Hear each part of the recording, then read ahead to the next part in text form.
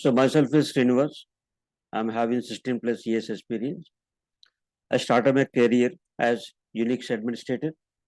I worked on SCO Unix, Sun Solaris, Linux, HP Unix, IBM AX. I was into storage technologies, Veritas Volume Manager, Cluster, Net Backup. Now I'm working for Cloud, AWS Cloud, Azure Cloud, along with DevOps. In our environment, we have multi-cloud, AWS, Azure, and GCP as well. So today's demo session is AWS. Here we are going to cover AWS solution architecture.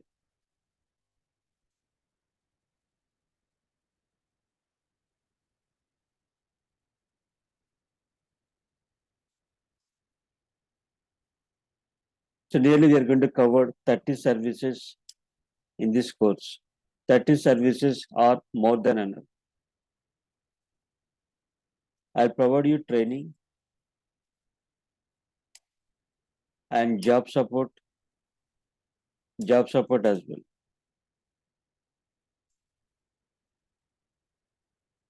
Today we'll talk about what are the services which we are going to cover in AWS.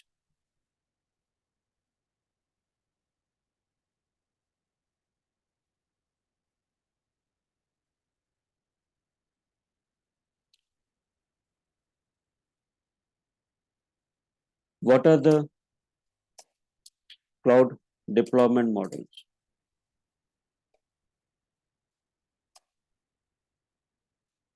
Those are public cloud, private cloud, and hybrid cloud.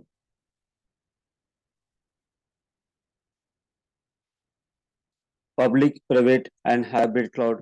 This comes under cloud deployment models. What is public? What is private? When you apply for the loan, home loan or car loan, you have to provide some information. Aadhaar card details, house addresses, everything. So every user has some piece of information public, some piece of information private. What is the private information? Your Aadhaar card,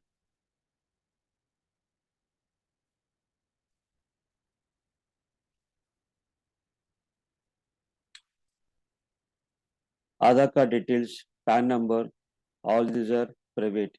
They won't expose that on internet. How much loan is sanctioned? What is EMI? What is EMI tenure? All this about private information, public. So every user has some public information and private information. You want to store the data in the public cloud, it is very expensive. There are some information which is stored in the private cloud. There are some information stored in the public cloud. Every company or every banking sectors, they maintain both public and private. What is the meaning of hybrid? The combination of public and private we call hybrid cloud.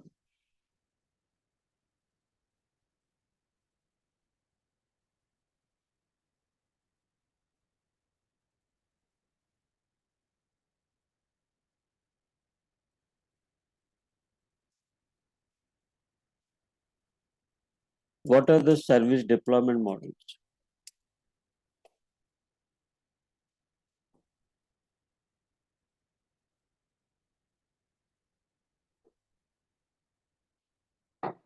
Before that, what are the types of applications which we are going to use in the real time?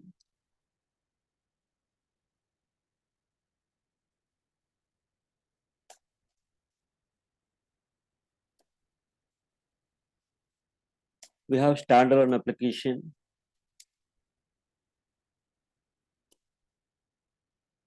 web application, and mobile application.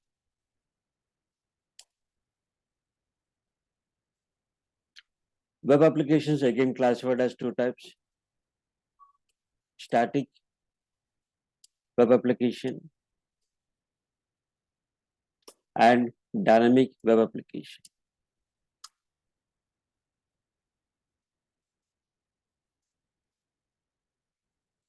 What the meaning of standalone? Whenever we install any operating system in a laptop, some applications are by default deployed. Some applications are by default installed. Those comes under standalone. Example, calculator, calendar, camera, all this comes under standalone. The meaning of standalone, my laptop applications you cannot access, your laptop applications I cannot access. Only from local system, not from remote system. That is called standalone. Web applications again classified as two types, static and dynamic. What is the difference between static and dynamic? Static web application doesn't require credentials. No credentials required. No username, password is required. Anyone can access without credentials.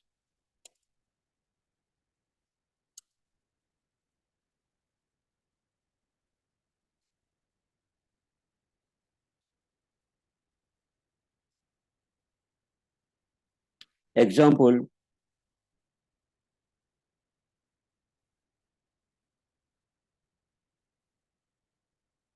any e-paper like Deccan Chronicle.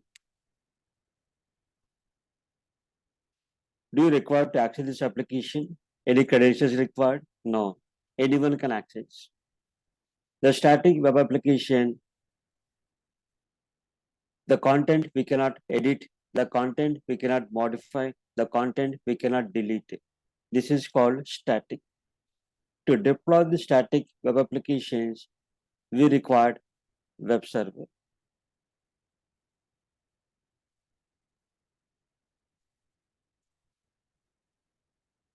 The web server in Windows we call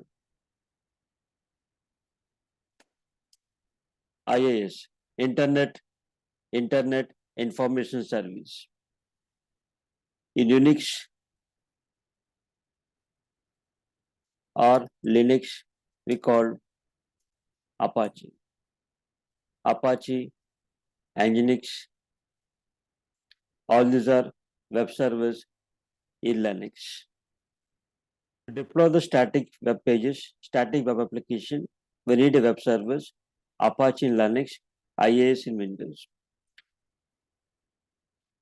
Dynamic web application, require credentials, login name and password.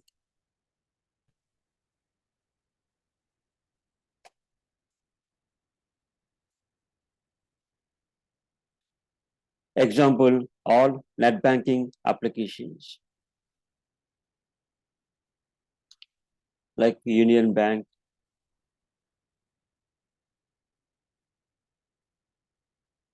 SBI.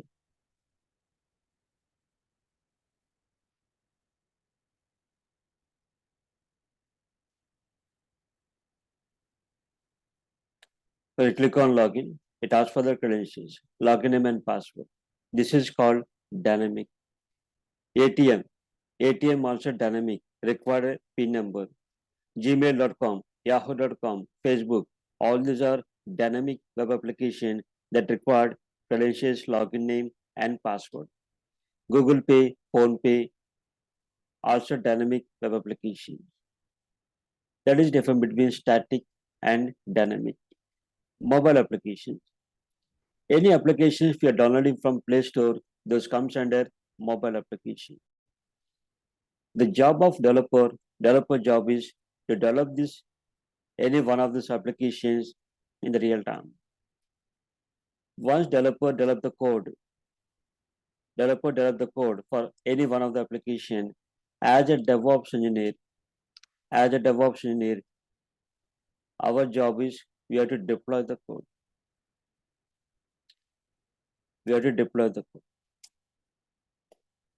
Deploy means what? Upload the code to the server.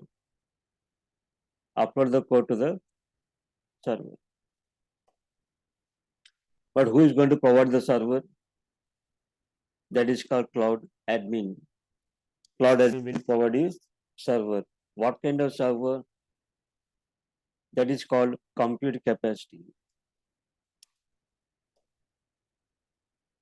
What kind of server? Called compute capacity. What's the meaning of compute capacity? The RAM and processor. RAM and processor we call compute capacity. The performance of the application, the performance of the database, that's based on memory and processor. My laptop compute capacity is 1 CPU, 16 GB RAM. The compute capacity means RAM and processor.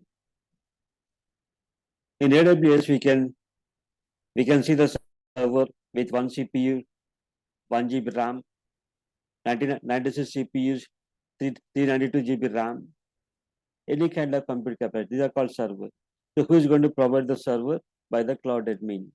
So developer requirement is what kind of server you require. Based on that, the cloud admin is going to provide the server from AWS cloud. That's why only with AWS also will get a job. But for better opportunities, learn AWS with DevOps.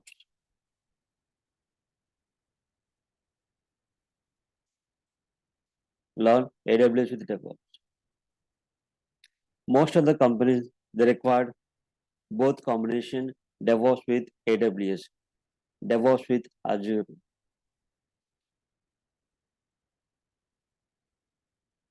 It's a good combination. AWS doesn't require DevOps, but DevOps require AWS. And if you have knowledge on Linux administration, it's an added advantage. Whatever services, whatever topics we have Linux administration, the same topics we have AWS. The only thing is in Linux administration, everything we are going to do manually. Command line. Whereas AWS, everything is automation. It's a graphical mode, user-friendly, GUI mode, and this is CLI, command line. That is only difference. So if you have a knowledge on Linux administration, is an added advantage. So this is about types of applications. Now coming to the service deployment models.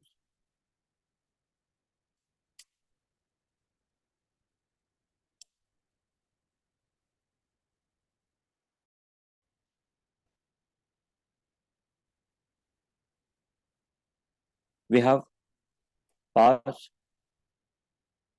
stands platform as a service.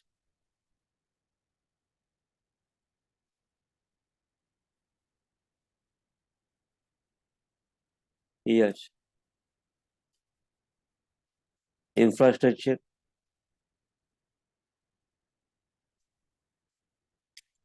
as a service.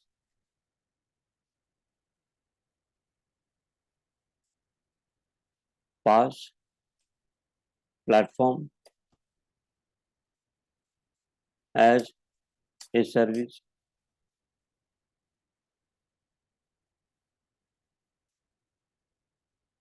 SaaS, software as a service. Here comes under service deployment models. Suppose I'm a developer, I develop some application, standalone or web application. To deploy that application, what I required? I need a server. I need a server or storages, switches, routers that comes under infrastructure. In AWS, everything is a service. Keyboard, service, mouse, monitor, hard disk, everything treated as a service. Infrastructure means all the hardware. All the hardware components, it will treat as a service. Infrastructure as a service. I can deploy my application on laptop. I can deploy my application on server. To deploy your application, you can't deploy your applications on laptop if it is web application. We can deploy only standalone application to your laptop. Web application required more number of CPUs, more memory. A laptop will have only one CPU, not more than that. But web application required minimum 2 to 4 CPUs and more memory. You can't deploy web application in your laptop. That is called infrastructure. Infrastructure is nothing but a server, storages, switches, routers. That is called infrastructure as a service. So we are going to ask the cloud admin, I need this kind of compute capacity. How much the memory you require, how many processors required. We just ask the cloud admin what kind of compute capacity. They're going to provide one server to you that is called infrastructure. If you purchase laptop without any operating system, where laptop is infrastructure, can we deploy our application without any operating system? No, right? We need a platform. That platform, we call it as operating system.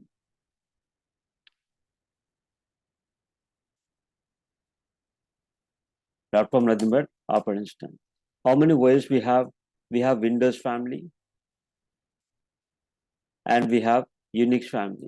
Unix or Linux, both are same. Unix or Linux, both are same. You can purchase laptop with Windows operating system. You can purchase laptop with Ubuntu Linux. Ubuntu Linux is a Unix operating system. Or purchase laptop with MacBook, Mac OS. Mac OS also Unix operating system. That is called platform. Without platform, you can't deploy your application. So I purchase laptop with Windows. Can I deploy my web application in my laptop? You cannot. Why? Because your Windows operating system is classified as two types, client OS and server OS. Client and server OS, which are comes under client operating systems. Windows 7, Windows 8, Windows 10, Windows 11, all these are client OS, which are comes under server operating systems. Windows 2012, 2012, Windows 2016, 2016, Windows 2019, Windows 2022, which is latest. This comes under server operating system. Most of the people, they know only client OS. But client OS we never use in the real time. Client operating system only for laptop and desktop. To deploy your application, I need server operating system.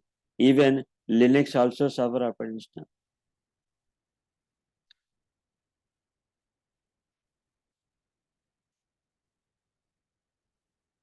Linux also comes under server operating system.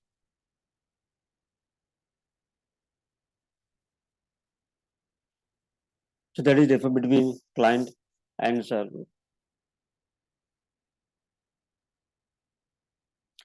So what is difference between client and server? Why we can't deploy your application on server ways? Why only on client operating system? Because client is a single user.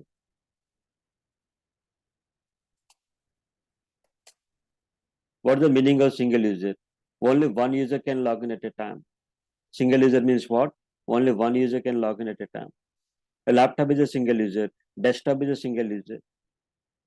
But these applications require multi-user. What is multi-user? Multiple user can log into the server.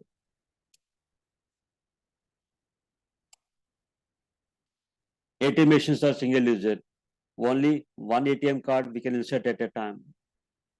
The laptop, desktops, ATM machines, all are single user.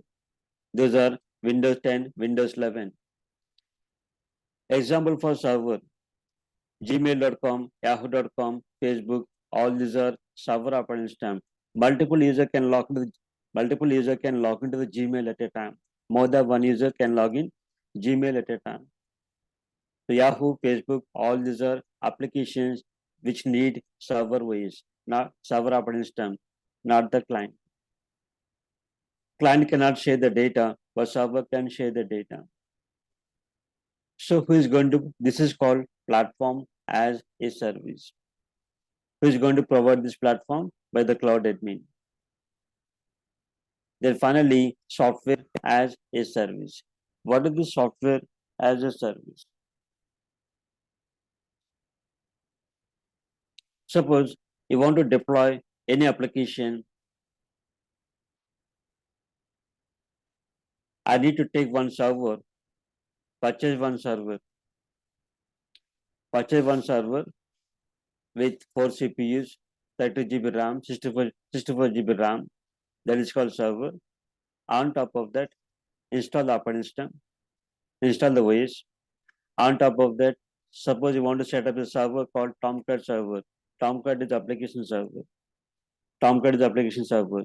This Tomcat server required Java.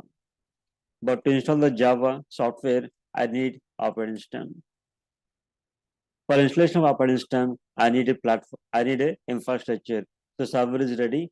On top of that, server is ready. Install the operating system. That is called platform. On top of the OS, we install the Java. On top of that, you configure Tomcat. Install the Tomcat and set up the Tomcat. The whole process, it may take 1 day, 2 days. It may take 1 or 2 days. And you need to understand how to install the operating system, how to install the Java software, how to set up the Tomcat, all this stuff. In DevOps, we have a tool called GitHub. GitHub is the source code management tool. GitHub is the source code management tool.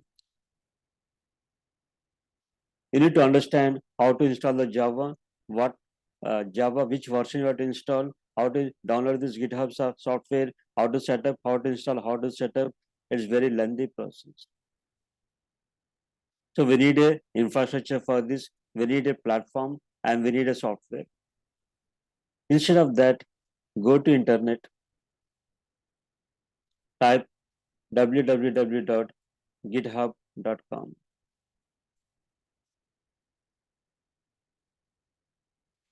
On internet, the server is ready-made available. It's available ready-made. You don't need to install any operating system on that. No Java to install, no GitHub to install. Everything is set up. It is ready-made available on internet. You just create the account, username, password.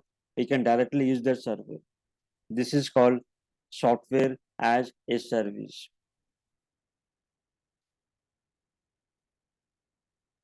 So www.github.com. If you don't know how to set up this server, the server is available on internet.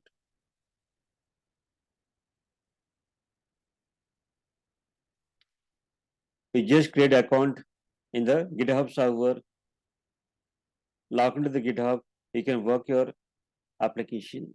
You can deploy your application. So this is called software as a service. That's why I told you AWS is everything is automation, no manual process.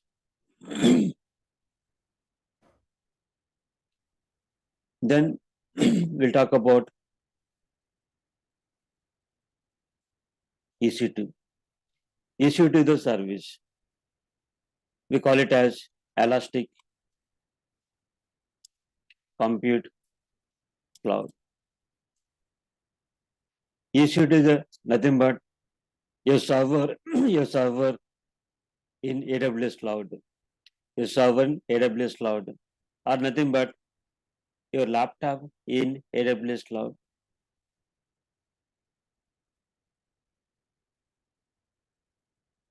So in AWS, we have a server called T2.micro.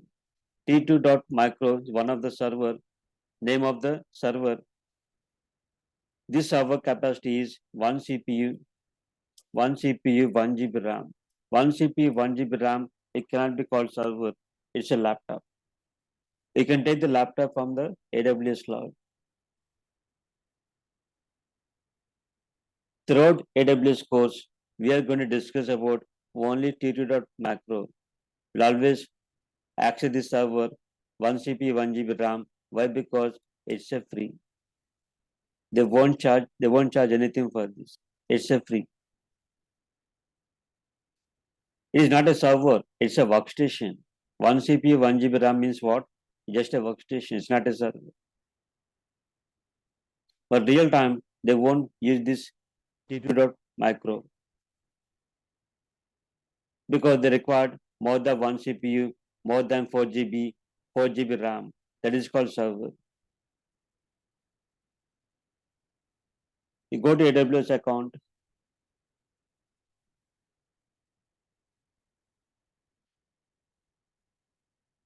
you can create the free account, AWS, it is 1 year free.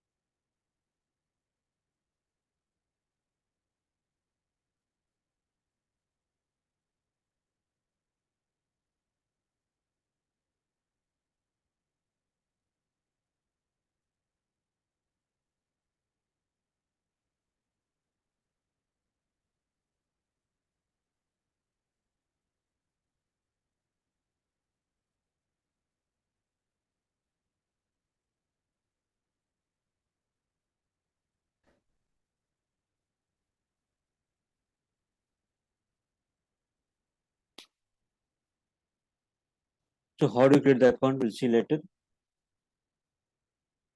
It's a free account for 1 year. Here, EC2 the service, nothing but a server. Server, AWS Cloud. Click on this EC2.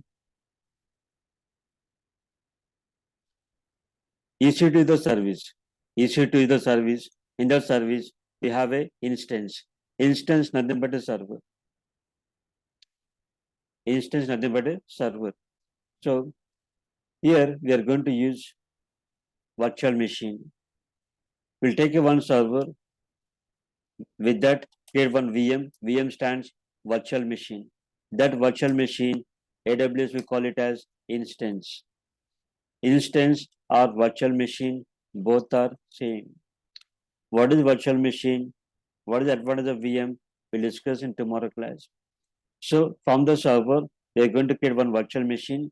That VM virtual machine, we call it as instance. Instance or VM or server, all are same. So here we have launch instance. Click on this launch instance. Here we can see platform. Operating system means platform. AWS, macOS. macOS also Unix operating system, Linux operating system, Ubuntu Linux, Red Hat, SUSE, Debian. All these are comes under platform. Even Microsoft Windows. If I click on Windows, here we'll see only server OS 2022, 2019, 2022. Only server OS. There is no Windows 10, Windows 11. Those are client OS. All these are server operating systems. To deploy our application, we need server OS, not the client OS. A laptop is a client, but we always deploy our applications on server OS. So this is called platform as a service. You can choose whichever you want, either Windows or Linux, as a wish. For example, I'm selecting Red Hat Linux. This is called platform. But to install the operating system called platform, I need a infrastructure. I need a server. This is what I told you, 1 CPU, 1 GB RAM, which is free tier. Throughout AWS, we'll discuss only this one. No charges applicable. But if you are DevOps engineer, you want to deploy some application like Jenkins or Tomcat. To deploy this application, one CPU, 1 GB RAM is not sufficient. At least we require minimum 2 CPUs, 4 GB RAM. That is called T2 dot medium. T2 dot medium is another server, another instance with 2 CPUs, 4 GB RAM. This is called server because of more than one CPU. It is not a free 0.0496 US dollars per hour. In AWS, all the services they're going to charge in hourly based. What is this advantage we'll discuss later. Like that, we can see all the servers in AWS. This is called infrastructure. 8 CPU, 16 GB RAM. 32 CPUs, 244 GB RAM. 8 CPUs, 61 GB RAM. 96 CPUs, 384 GB RAM. M series. M series means M series will have more memory and less number of CPUs. There are two types of instances.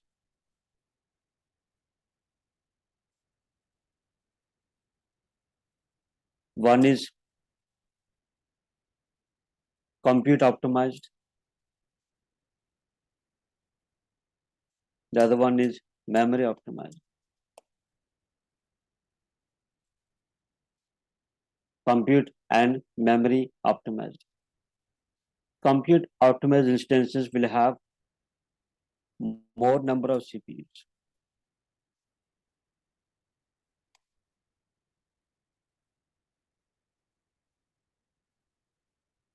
More number of CPUs and less memory. This is called compute optimized. For what purpose we are going to select this compute optimized? Compute optimized servers we require for Java based application. Java kind of application required more number of CPUs. Memory is not a matter, but CPUs require more CPUs for Java kind of application. So the series are all the C series are compute optimized, having more number of CPUs. Memory optimized, more memory, less number of CPUs.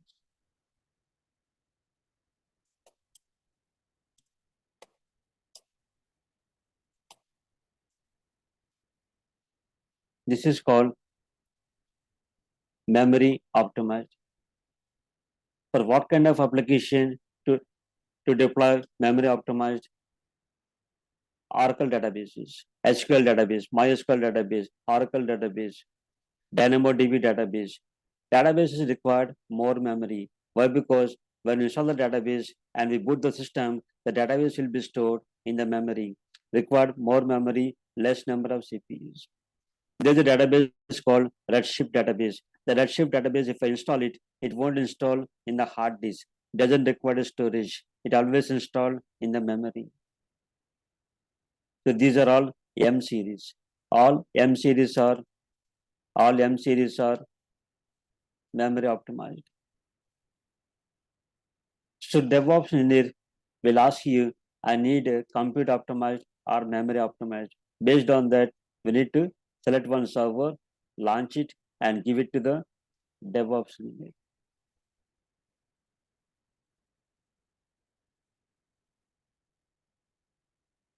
And we required a key pair.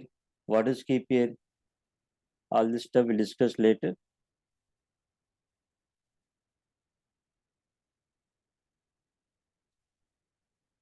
All you take default. Click on launch instance. So my infrastructure is ready. My platform also ready.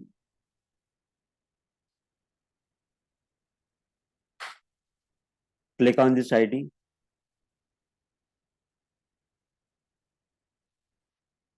So within a minutes, you launch your server with operating system pre-installed.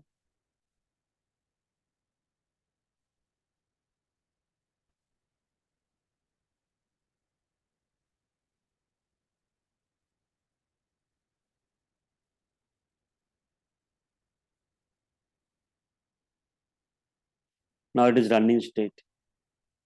How to connect to the server? Click on this. Click on connect. Go to SSH client. Copy this SSH. Go to command prompt Windows. CD downloads folder. Paste the command SSH here.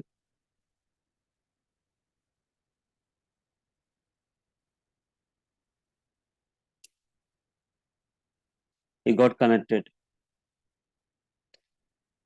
My laptop is Windows. I connected to the Linux server. The server on internet. AWS, any cloud. Cloud means what? Internet. You can check it. Uname -s. What is uname -s? What operating system is installed? It's a Linux. Did I install operating system manually? No. Your infrastructure is ready. Your platform also ready. If you are the DevOps engineer, you want to deploy Tomcat or Jenkins or any kind of DevOps tool, you need a software, Java, install the Java, then deploy your application.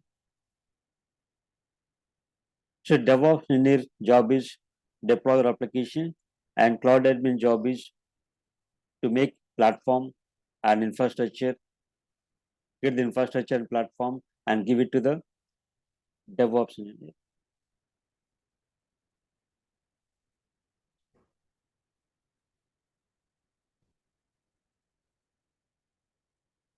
So AWS, everything is automation. Without knowing how to install the operating system, everything by default, it automatically installed. So you want to shut down the server, click on the instance, go to instance state. You can stop the instance, you can reboot the instance, we can terminate the instance.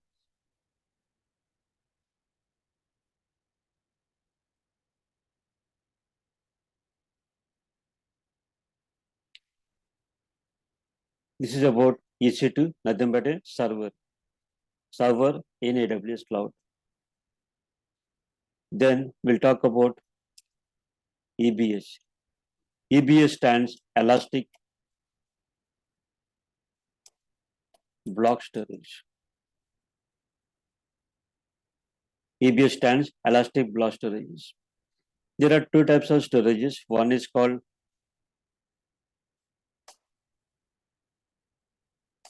block storage. The other one we call file storage. The difference between block storage and file storage. If it is block storage, we need to format it. Without formatting the block storage, you can't able to store the data. You have Windows operating system laptop, you create the drive. After installation of OS, you have a free space. From the free space, you create the drive, for example, D drive. After drive is created, you cannot use the drive directly. You need to format it.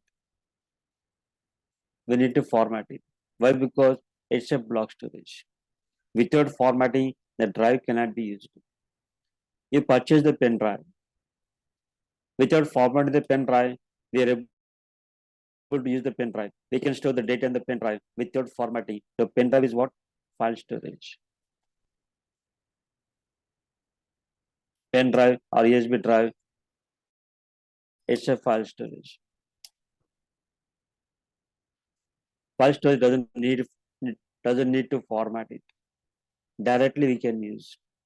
When you create the account in the gmail.com, they're going to provide you Google Drive, 15 GB space Google Drive. So that Google Drive, is it a block storage or file storage? Anyone? Google Drive is a block storage or file storage? We are not formatting. We are not formatting. Yes. It's a file storage. We are not formatting. We can store directly the data to the Google Drive. We can upload your personal data to the Google Drive without formatting. That is called file storage. So EBS comes under block storage. Why we need EBS? When we launch instance, nothing but server. Just now we have discussed that how to launch instance. If I launch Linux instance, they're going to give the storage of 10 GB. When you launch Linux instance, the default storage only 10 GB. This is called root volume. What is the meaning of root volume? Which contains operating system. This 10 GB contains only operating system. You cannot install or store any application or database in this 10 GB. It's only for root volume, only for operating system. So in the real time, when there was no cloud, 10 years back, 15 years back, we used to use the storage called SAN. SAN stands Storage Area Network. NAS, Network Attached Storage. DAS, Direct Attached Storage.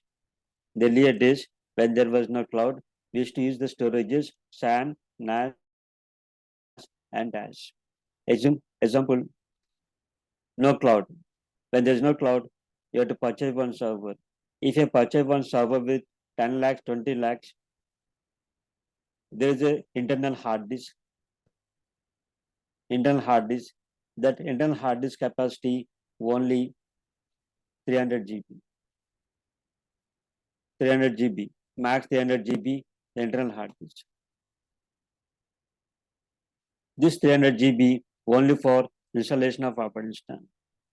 Tomorrow you want to install the database in this server, 300 GB not at all sufficient. We need to add a separate storage to this server. This is called storage. In this storage, you can see number of hard disks. All these are hard disks in the storage. Number of hard disks are connected to the storage. This storage we are going to connect to the server. And database we are going to install in the storage, not in the local disk.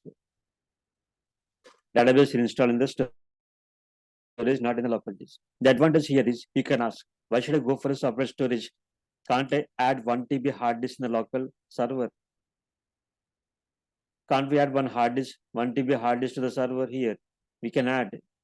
We can add 1 TB hard disk to the server. Add 2 hard disks or 3 hard disks, so that we can install the database in a separate disk instead of going for a storage. The problem here is, all of a sudden, if this server crash, whatever data in the local disk, the whole data will be lost. The whole data will be lost. Whereas if I attach the server to the storage, tomorrow the server crash, the system is corrupted, operating system is corrupted, no problem. My data is in a separate storage box. Reinstall the operating system again. And attach this server to this storage. You are able to access your database from the operating system. No data loss. Database we never keep in the real time on local hard disk. We'll always keep in this separate storage box. For example, you might be having your personal data, very important data. We never keep the personal data, important data in my laptop. Where we are going to keep in the Google Drive. What is the advantage of keeping the data in the Google Drive? Tomorrow my laptop is corrupted. Operating system problem, hardware problem, my laptop is not working. No problem, purchase new laptop, your data in the Google Drive. Purchase new laptop through internet, we can access the data from the Google Drive. So this server we can change. If I keep my data in the database in the different storage box, this server can be changed. This is the same concept. In AWS, we call it as EBS volumes. EBS volumes are separate storage box. You can get EBS volume of 1 TB, 2 TB. Max, we can create 16 terabyte. We can create the volume of 16 terabyte. In the earlier days, before cloud, earlier days, there was a separate team called storage team. Linux admin team is different, storage team is different. If Linux admin requires some storage, we'll request the storage team, I need 1 TB storage or 2 TB storage. The storage team will add some new disk to the storage box with 1 or 2 TB. That storage will going to attach to the server. So your job is format that volume 1 TB or 2 TB, format it, then install the data. Storage team is different, Linux admin team is different, network team is different. You want to add the storage to the server, we need a network team is different. But in AWS, there is no separate network, no separate storage. See, in the earlier days, we have jobs on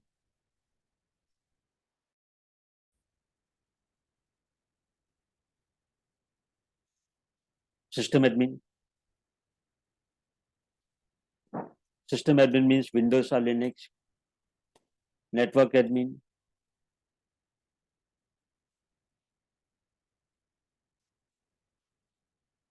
These are CCNA, CCNP, network team. Storage admin, storage team. Backup admin, backup team. Database admin.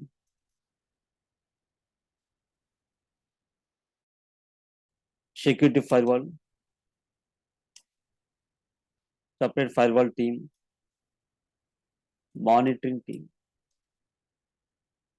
In the earlier days, for every company, before cloud, they used to maintain these many teams for every application. For every application. System admin job is take a server, install operating system, either Windows or Linux. Network admin job is you have to keep the servers in the network. There are some servers want to communicate with private network. There are some servers want to communicate with public network. Network team knows that what is private IP, what is public IP, how to configure IP address, how to attach, how to configure router, how to add the system to the router. All this job is network admin. Storage team is adding the storages, allocating the storage to the Linux admin or database admin. Backup team is to take the backups, OS level backup, database level backup. Database team is to install the database, monitor the database, taking the backup of database. Firewall team, security firewall, make sure that the application that should not be hacked by the hackers. Configure firewall and monitoring team, separate monitoring team, just to monitor your applications and their applications. All these are different teams we require if there is no cloud. The advantage of learning cloud, rather than learning this many technologies, learn only one technology. Learn only one technology. In AWS, we'll discuss all this stuff. No need to learn separately what is network. We'll discuss the network, what is IP addressing, what is subnetting, what is private IP, what is public IP, all this stuff. We'll discuss about the storage, how to create the storage, what is storage, how to configure storage, how to attach the storage, how to detach the storage. We'll also discuss backup, how to take the backup of database backup, OS backup. We'll also discuss about firewall, how to configure firewall. And we'll also discuss about monitoring. So in AWS, will be covered all these technologies. So instead of learning these many technologies, learn only one technology, that is called AWS. And moreover, all these are command line. All these are command line. AWS, everything is graphical mode. Just now we discussed. We launched one server without installing operating system manually. That is called graphical mode, user friendly. That is called automation. In AWS, all these are automation, no manual process. Everything is automation.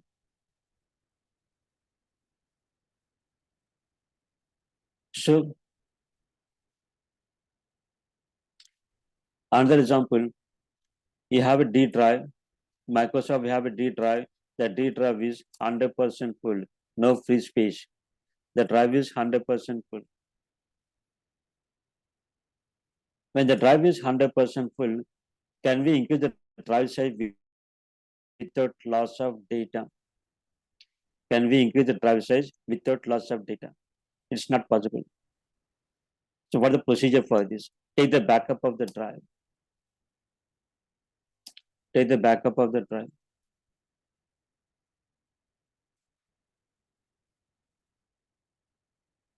Take the backup. After taking the backup, increase the drive size. Take the backup, increase the drive size, then format it, then restore the backup. What is the procedure? Take the drive backup, increase the drive size, format it, then restore the backup. What is this is called? All this called offline. What is the meaning of offline? While taking the backup, no one should access my drive. No one should access my drive while taking the backup. Somebody deport the amount, somebody drawing the amount. That is called online. While taking the backup, somebody doing the money transactions, sending the amount, receiving the amount while taking the backup. That is called online. See, when drive is active, he can't take the backup. When drive is active, he can't take the backup because somebody doing the transaction. So we have to bring the drive offline. How to bring the drive offline? In Windows, we have a safe mode. So bring the server to the safe mode. In safe mode, only administrator can log in. No other user can log into the server. No application will be up and running in safe mode. All applications will be down. No one can log into the server except administrator. So that I can take the whole entire drive backup. I can increase the drive size, format it, restore the backup. That is called offline. You can't do it online. The problem here is when the drive is terabyte, more than terabyte size, it will take 5 hours, 6 hours to take the backup. So 5 to 6 hours downtime to my application. What's the meaning of downtime? So 4 to 5 hours, no one can access my application. That is called downtime. If Google Pay is down for 1 hour, all my customers will switch it to the phone pay. They lose the business. So there should not be any downtime. For that, we'll go for EBS volume.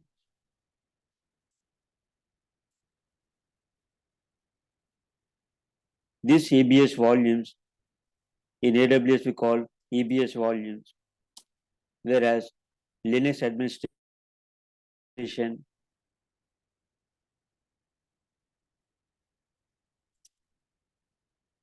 we call LVM, Logical Volume Manager. LVM in OS level, EBS in the cloud. The difference is LVM, Logical Volume Manager, everything is a command line. Everything you have to configure through command. But EBS volume is automation, graphical mode. You just understand the concept. Everything we can do through graphical mode. We'll discuss how to attach the volume online to this server, how to detach the volume from the server, how to increase the storage. The advantage of EBS volumes or LVM, we can increase the storage online.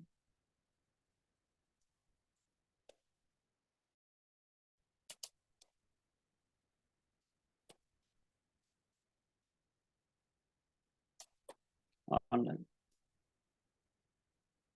Online means what? When logins are active.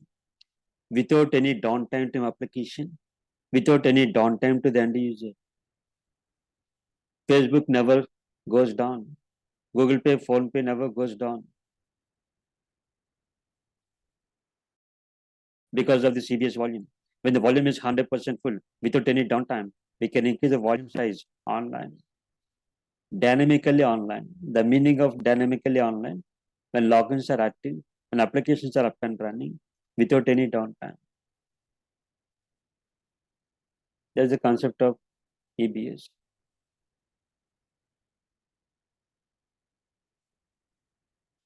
Then we'll talk about S3 bucket. S3 stands simple storage. I told you that there are two types of storages, block storage and file storage. S3 comes under file storage. Block storage, we need to format it, but file storage, we don't require to format. Directly we can use like Google Drive. So S3 is nothing but your Google Drive.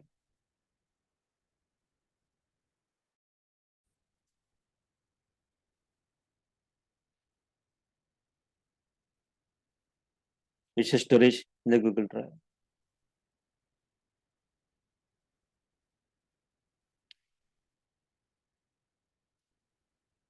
The difference between EBS volumes, EBS volumes also comes under storage, S3 also comes under storage. Then what is the difference? The difference is EBS volume max capacity is 16 terabyte. You cannot get the volume that more than 16 terabyte. But real time 16 terabyte, 20 terabyte, not at all sufficient. We require more than 16 terabyte storage.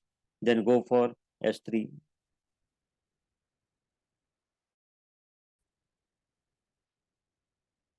S3 is unlimited storage.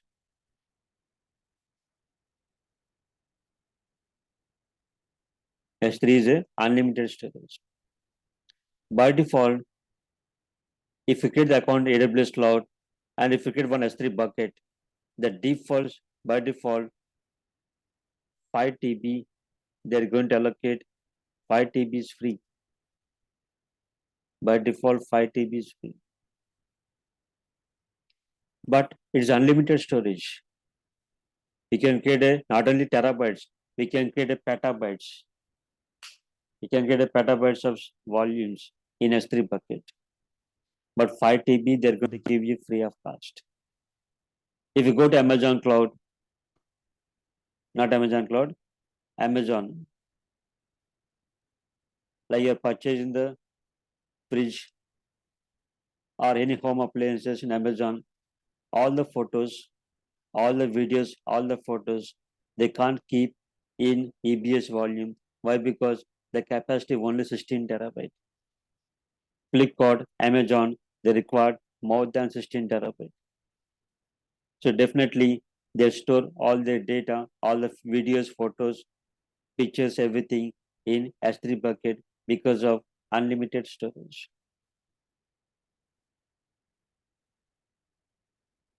Or you can say S3 bucket is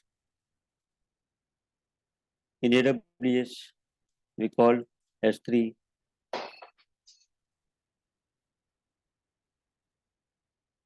S3 service. Linux admin, we call it as FTP, file transfer protocol.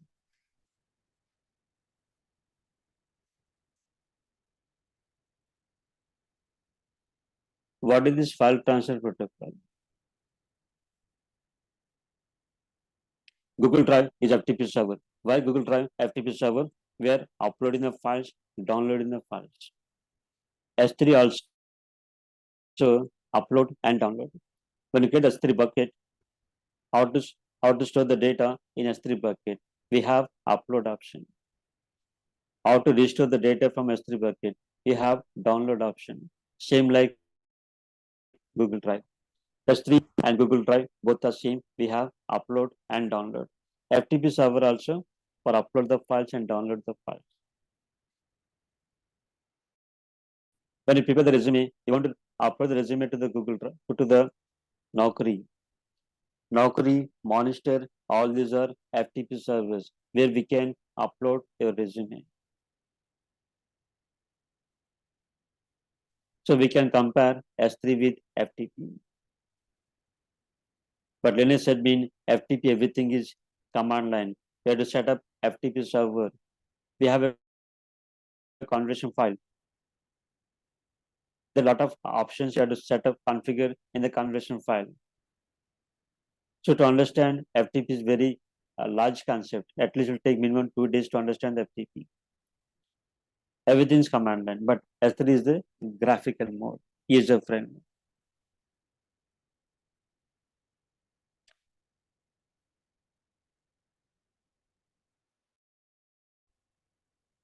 Any questions, guys? Yes, sir.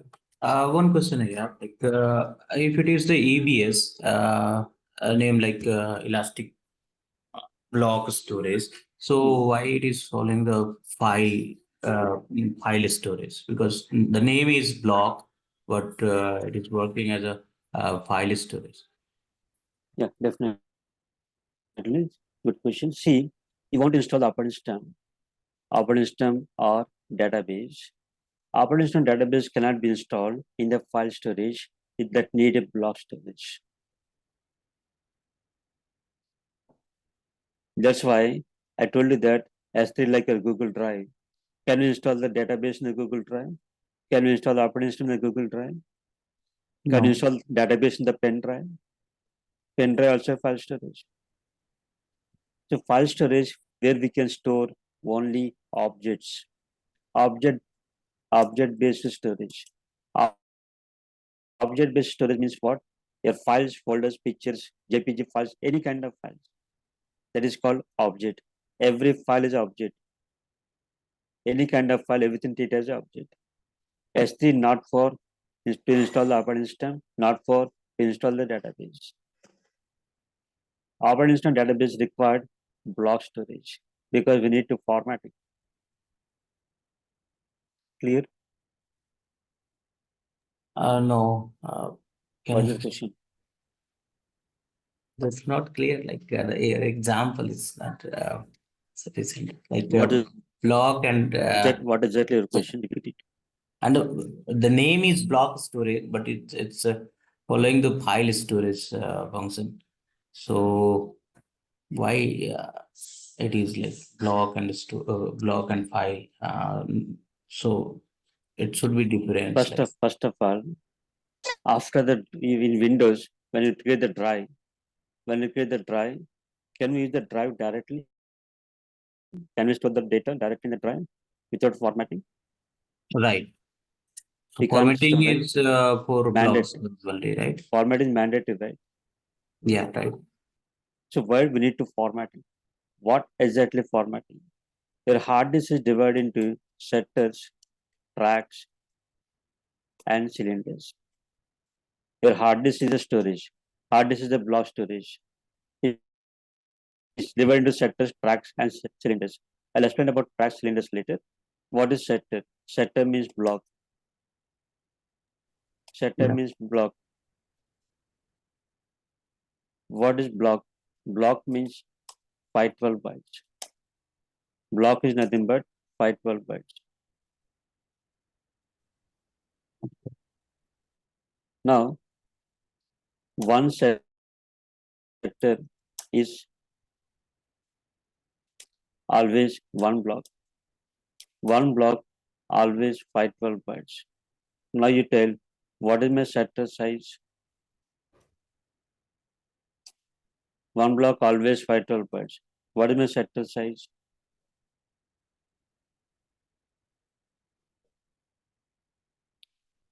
What is my sector size? 512 byte. Yes, 512 bytes. So your hard disk is divided into sectors, tracks, and cylinders, where sectors are blocks. Blocks nothing but 512 bytes. So one sector is always one block, where one block is 512 bytes. That means your sector always 512 bytes.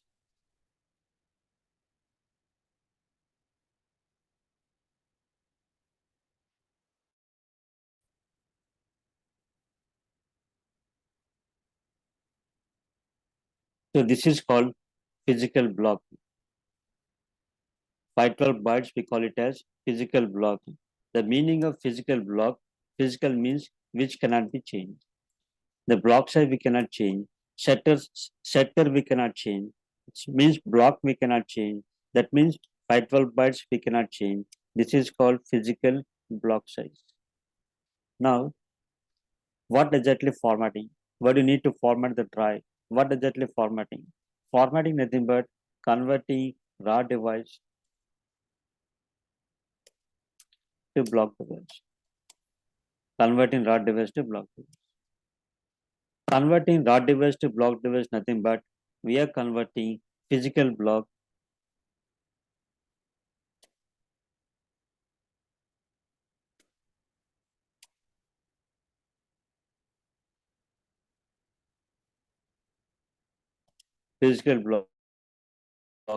into logical block. That is called format. Now, what is physical block size? 512 bytes, which cannot be changed. But every operating system has their own logical block size. In Windows, the default logical block size is 4 KB. It also supports 2 KB and 1 KB. Linux, the default block size also 4 KB. It also supports 2 KB, 1 KB. Linux can be installed with LVM. Operating system can be installed with LVM. Operating system can be installed without LVM. If I install Linux with LVM, the default block storage 4 MB. This is without LVM 4 KB. With LVM is 4 MB default. For Solaris is also one of the Unix operating system. The default block storage logical block is 8 KB. It also supports 4 KB. HP Unix, IBM AX, also Unix flavor, the default is 4 MB. That is different between physical and logical. Why? We need to format the drive to convert the physical block into logical block. When we install operating system or when you save the data in Windows or Linux, when you save the data, you feel that data we are storing in the data we are storing. Suppose I save the file in Windows. When you save the file, where the file is going to save in memory or hard disk, the RAM or hard disk. When we save the file, where the file is going to save? When we save the file, first of all, is it permanent saving, temporary saving? When we save the file, that is permanent saving, temporary saving. Temporary saving. No, if we are saving, it should be permanent saving. But while accessing, it comes in RAM. Okay. When you save the file, in Windows you have a save option. Once you save the file, it will go on the permanent. Yeah. There are two types of storages: temporary storage, permanent storage. Which is temporary storage? Which is permanent storage? Permanent is hard drive and temporary is RAM. RAM. Yeah. But as you said, when you save the file going to save in the hard disk. When you create the file, when you read the data, everything, as you said, everything we write in the hard disk, everything is saved in the hard disk. But as the Windows family or Unix family, we have a concept called gracefully shut down. There's a concept called gracefully shut down. What's the meaning of gracefully shut down? Gracefully shut down the before shutdown, the data will be saved. Gracefully shut down or clean shut down means what? Before you power off, before you shut down, save all the files, close all the applications, save all the data, then shut down the system. Basically, have you heard about unsaved data? Have you heard about unsaved data? I think whenever we are going to shut down system in the Hibernate mode, right? So because some data is already available in RAM, I think this is my understanding only. So it's saved. Unsaved data means what? The data saved in the RAM, but not committed to the hard disk. Hard disk, yeah. The data saved in the RAM, but not committed to the hard disk. Such data we call unsaved data. But as you said, whenever we save the file, whenever we create the file, save the file, as you said, everything we are saving in the hard disk, the way the question of unsaved data, which is called unsaved data. It's in cache or cache, I think. Cache also memory, no? Is a temporary storage. But you are telling that whenever you are saving, the data will be saving permanent storage, that is called hard disk. Cache, memory, all these are temporary. But as you said, the data is permanently storing in the hard disk permanent storage. Then my question is, what is the meaning of unsaved data? The data saved in the RAM, but not committed to the hard disk. Now you tell in an example, where the question of unsaved data, when you are writing everything in the hard disk. I think again it's in hard drive only, but it should have the separate space somewhere in hard drive only, and No. without committing. Hard disk means permanent storage. There is no separate space for temporary, separate space for permanent. Hard disk nothing but permanent storage. So whatever you are thinking, that is wrong. When you save the file, don't think that the file is going to save in the hard disk, only in the RAM. When you create the file will be in the RAM. When you save the file save in the RAM. When this data will be committed to the hard disk, in case of only gracefully shut down. It writes everything from RAM to hard disk, then shut down the server. So when we save the file, where the file going to save, not in the physical block, it is going to save in the logical block, where this logical blocks in the RAM, where the physical blocks in the hard disk. You can't write, you can't save directly in the hard disk in physical block. You cannot directly interact with the hard disk. If you can write, if you can save everything in the hard disk, then what is the need of RAM? What is the use of RAM? When you open the file will be open to the RAM. When you write some data, the data will be saved right in the RAM. When you save the file, the data also save in the RAM, where in the logical block, not in the physical block. When this data will be stored in the physical block, when you are shut down the server gracefully shut down. The database server, application servers, real time will always shut down gracefully. If you directly power off the system, directly switch off the system, that is called unclean shutdown. Why unclean shutdown? The data in the RAM not committed to the hard disk because of power failure, hardware failure, abnormal shutdown, direct shutdown. The data in the RAM not committed to the hard disk. Such data we call unsaved data. All this comes under Linux administration concepts. There will discuss in detail if joined for Linux admin. How to recover this unsaved data, all this stuff.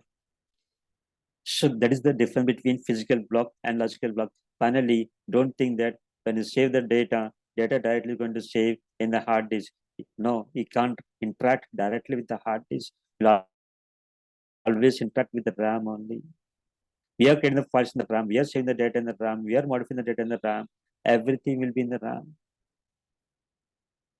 That means what? In the logical block. Suppose you want to start some MNC company. You can't start the MNC company 2-bedroom, 3-bedroom, right? You need to take 5,000, 10,000 square feet, empty space. That is called physical block. Whatever empty space, that is 10,000 square feet, that is called physical block. That physical block we cannot change. The area of 10,000 square feet, that's the area we cannot change. In that area, we are going to create a rooms, cabins, employer cabin, MD cabin, manager cabins. That is called logical block. Cabin size can be changed, but the whole area, 10,000 square feet, that cannot be changed. What I mean to say, physical block cannot be changed, but logical block can be changed. Is it clear? So you want to install the operating system or database and operating system required logical block. You can't directly store the data in the physical block. That is called what is it? EBS volumes. EBS volumes are block storage. Block storage means what? We need to format it, physical block into logical block. But this kind of architecture not required for file storage. Directly we can store the data.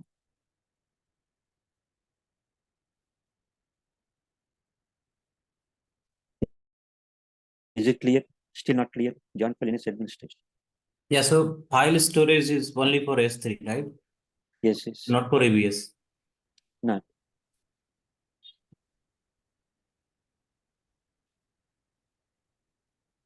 Any questions?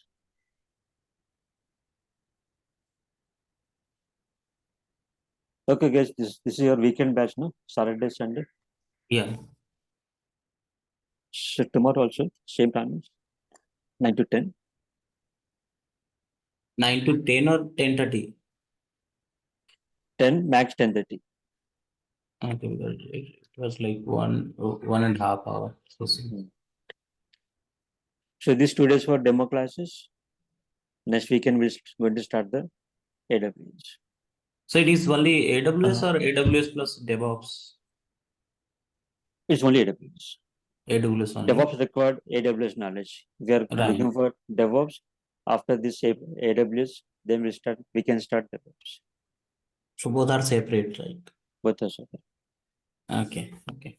I have a question, sir. You tell me. Actually, yes, I have a two question. My first question, assuming that a developer join a company and as a cloud administrator, so Mhm. they ask me to give access to the developer to upload some file in Mhm. S3 bucket. How does it gonna work? Mhm. Yeah, that's my first question. And the second question is we will not be able to see all the 30 services you talk about. Mhm. Yes. Can you just maybe in 2 or 5 minutes let us know what are the other service we gonna be seeing in the next class, like the 30 services in AWS? So your first question is like how to upload the data to the S3 bucket. Yeah, So like assuming a new developer joined the company Mhm. and as a cloud engineer, I Mhm. was asked to give access to the developer to upload a data. What are the different steps? Do I need to use the user interface, the GUI, or do I have to write maybe a code or something? It's very simple. We go to S3, Okay. create the bucket there, go to Mhm. S3 service, create the bucket, and the developer should have account in the AWS. Their data is in their laptop now. Right. Their data in the laptop. So create the account in AWS.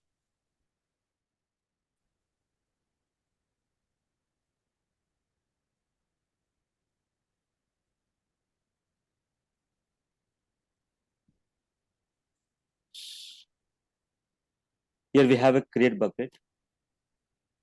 There are two types of bucket, private or public. You want to create the bucket private or public.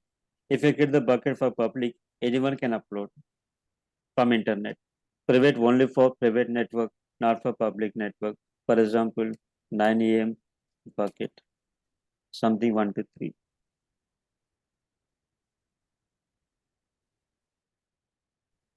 Block all public access. So block all public access means what? This is the private bucket. If I uncheck this option, this become public bucket. So block all public access. We have created the private bucket. Remaining all options we'll discuss later. You just click on create bucket.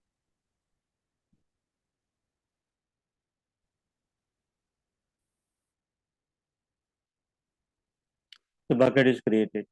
Click on here.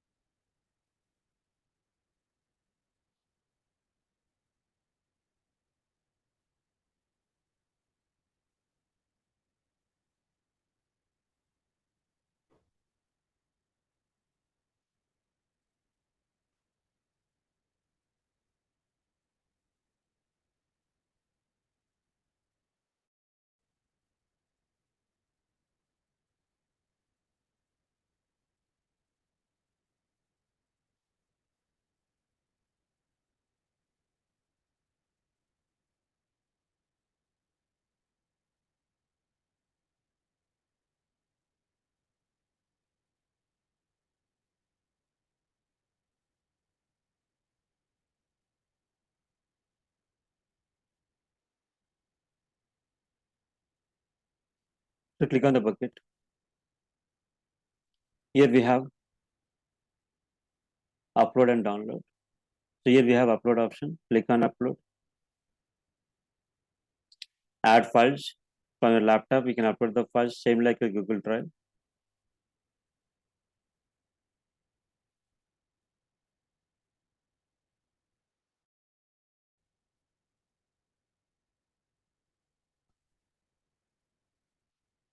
Click on upload.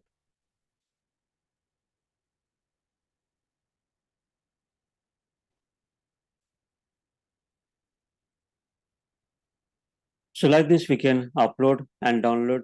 There are so many options in the bucket. What is versioning? What is the website? How to upload your website, static website to the bucket. All this stuff we discuss later one by one. So what are the topics we are going to cover? I think The question, my question was, okay, you are a AWS administrator right now. You just Hmm. create this bucket hmm, for the company. hmm, So I just joined your company. I'm a new. I just joined your company, and I have written some code, and I would like to upload the code in the S3 bucket. How do you give me access to upload the code to the S3 package you create? for that, first of all, you have to Mhm. create one IAM user. Okay, You are the admin of your AWS account. You are the root of right. AWS account. Root means admin. You have to create one IAM user for the developer. IAM user is nothing but a normal user, not a Okay, root, not admin, not a root. So they can't log in directly as a root account. They're going to log in as a IAM user developer. So if I create one IAM user, he can log in with IAM account, but he can't able to access any resources in AWS. He just log in. He can't able to access any resources. He can't able to create any resources. For that, we have to create the role or policy or role. This policy, I'm going to create the policy called S3 bucket. I create the policy called S3 bucket, and this policy I'm going to attach to this developer. If I attach this S3 bucket to the developer, when IAM user developer logged in, he can access only S3 bucket. Other than this, he can't access any other services. So his personal data in his laptop, and he can upload it. For every developer, we are going to create one IAM user. We never give our root credentials to the developer. okay. Hi, Srinivas. Good morning. Good morning. Have two questions. Have two questions. Yeah, like I'm looking for this session for like I'm preparing for cloud practitioner certification as well as the developer level associate. This is the course designed for cloud practitioner and solution architect, not the developer. For developer, again, we have to learn DevOps. This is only infrastructure, not the developer. Hello. Yeah, tell me. Yeah. I'm saying like as I'm looking for the preparation for the developer associate level and the cloud practitioner. So will all this class helpful for me to get certified? Yes, we have also have certification center. If you want, you can write the certificate behalf of you. This course will be for cloud practitioner and not developer, cloud practitioner and associate level. Totally infrastructure, not for developer. Only for infrastructure. Okay. Okay. So as a and like did I get recorded videos like if I miss any of the weekend? Yeah, every day you'll get the recorded sessions. Okay. This class is being recorded, Yes, it has a recording. and what time we will get? Just like after this class. So how much time it will take to be Maybe available? by evening. Every day By- by evening, they'll upload. By evening. Okay. Thank you. So, sir, can you proceed, please, with the 30 or the service you were talking about, like maybe it's 1 or 2 minutes to let us know what are the different services? They didn't provide the course content to you? No, I haven't received any content yet.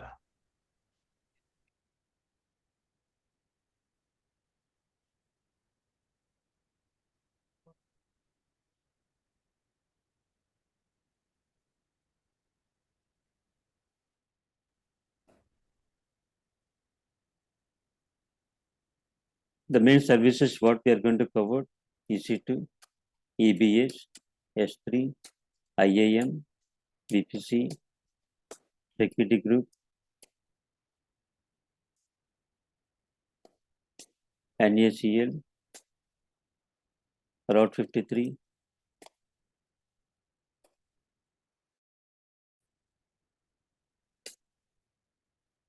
and CDN,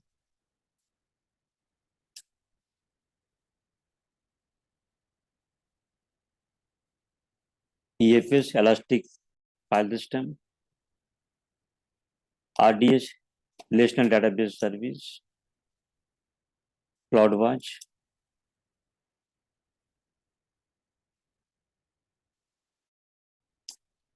VPC peering,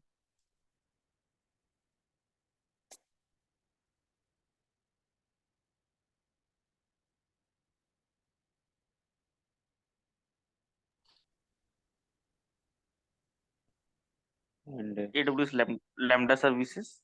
yes, AWS Lambda.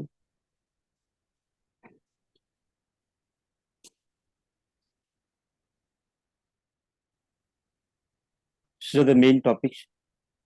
There are some subtopics also there, but they are the main topics which are going to cover.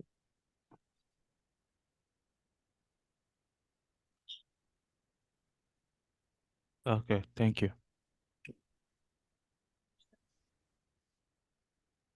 So same link, join tomorrow, same time, same link.